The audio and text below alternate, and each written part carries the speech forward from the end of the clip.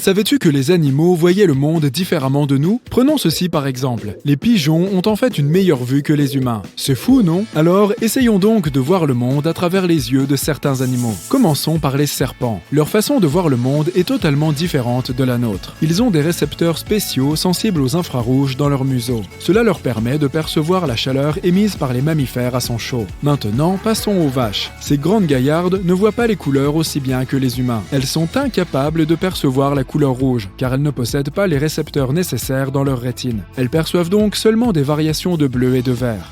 De plus, elles n'aiment pas quand quelqu'un s'approche d'elles par derrière.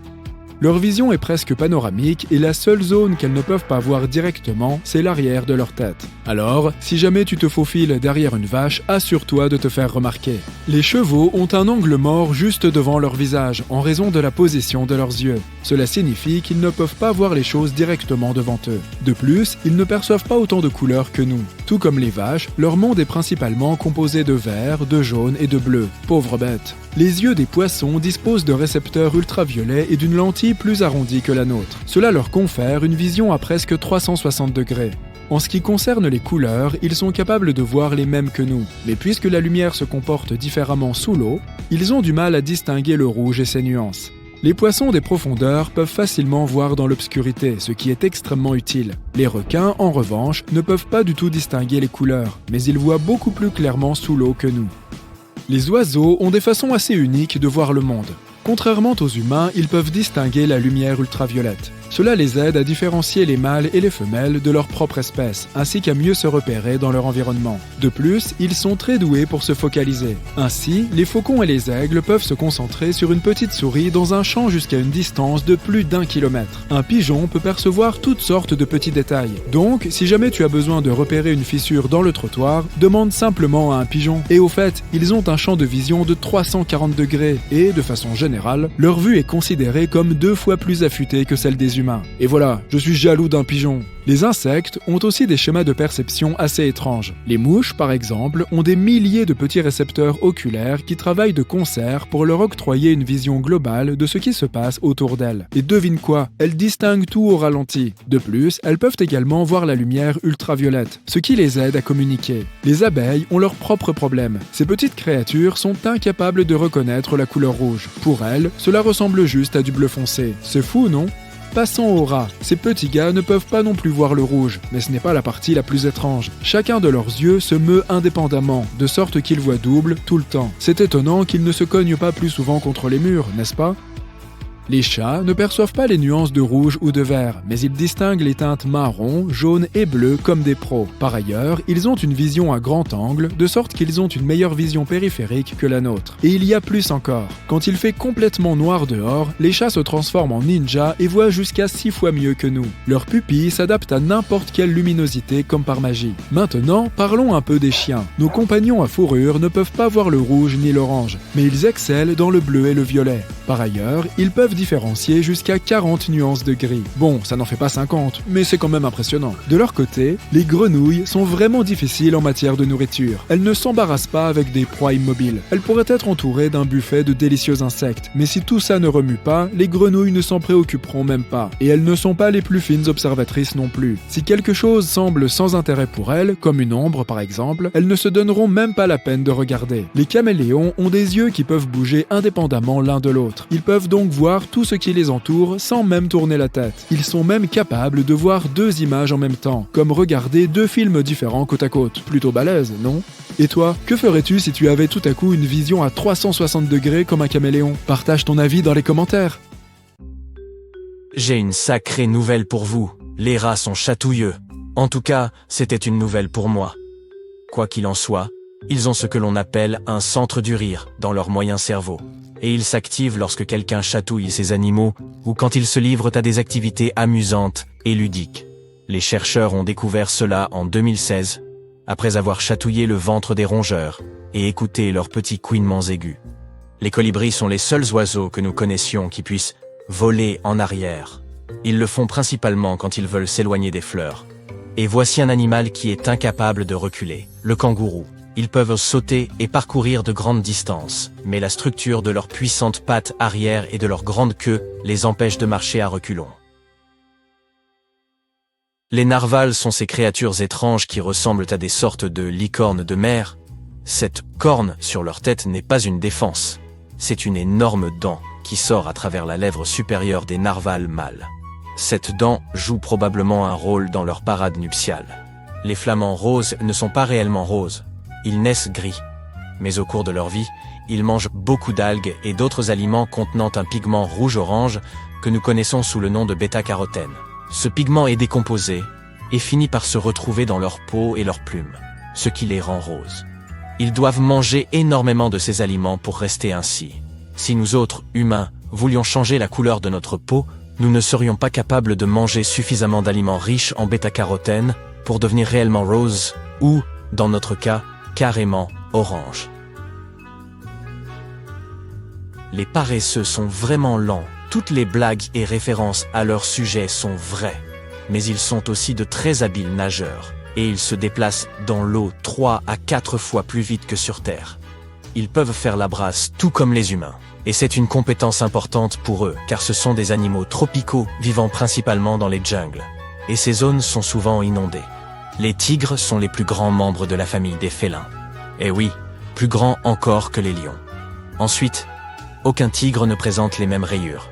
Leur pelage est en fait un camouflage, qui se révèle utile lorsqu'ils ont besoin de trouver le coin idéal d'où leur proie ne les verra pas.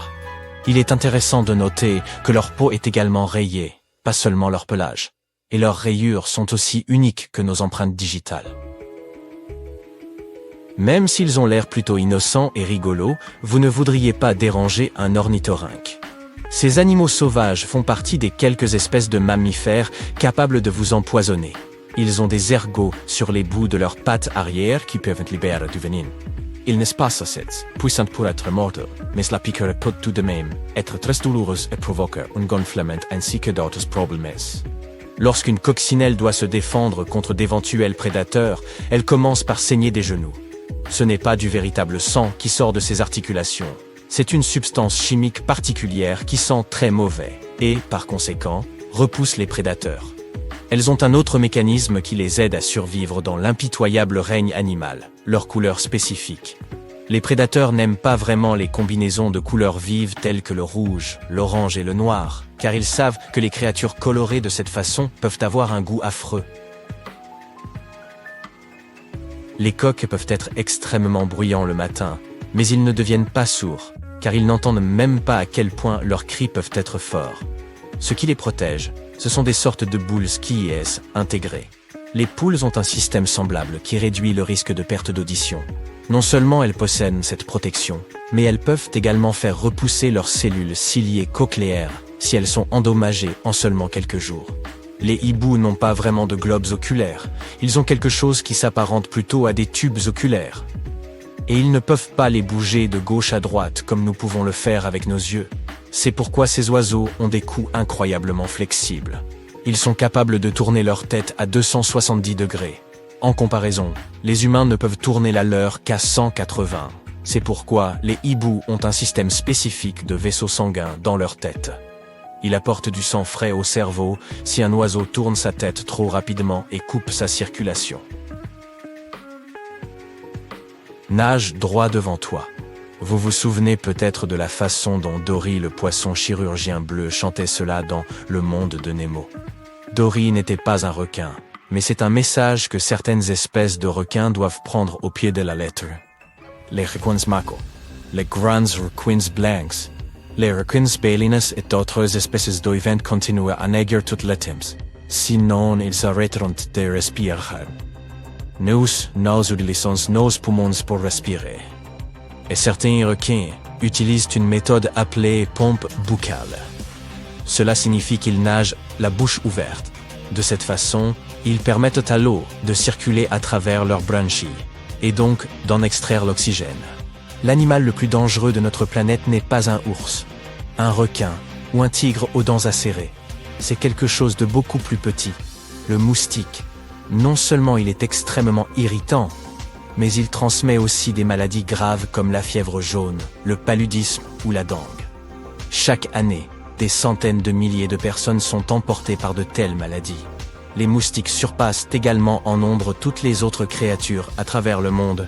mis à part les termites et les fourmis.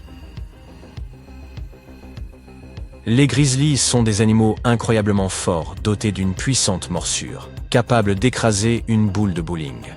C'est pour cette raison qu'on ne les autorise justement pas dans les salles de bowling. Malgré cela, ce sont essentiellement de petits mangeurs.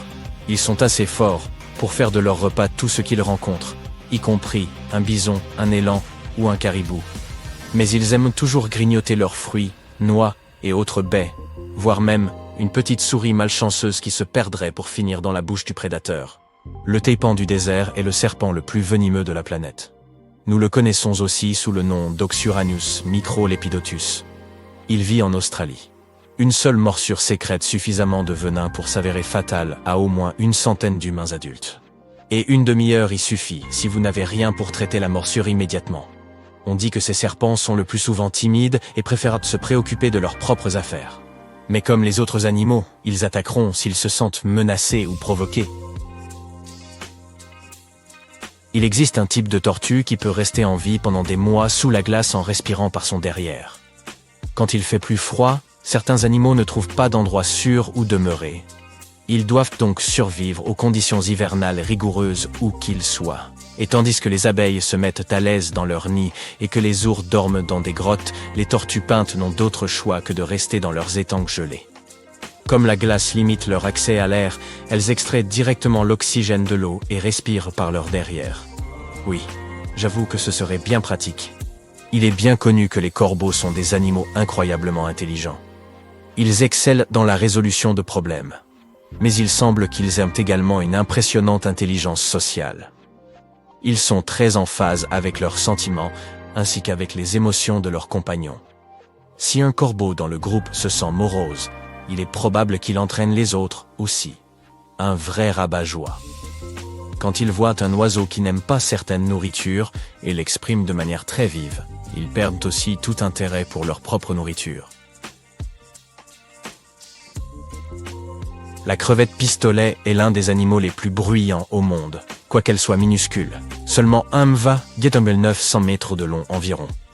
Quand elle détecte une proie, elle ouvre sa grosse pince qui peut atteindre jusqu'à la moitié de la longueur de son propre corps et laisse entrer un peu d'eau. Ensuite, elle referme la pince très rapidement, ce qui projette un jet de balles extrêmement puissant, de près de 100 km/h.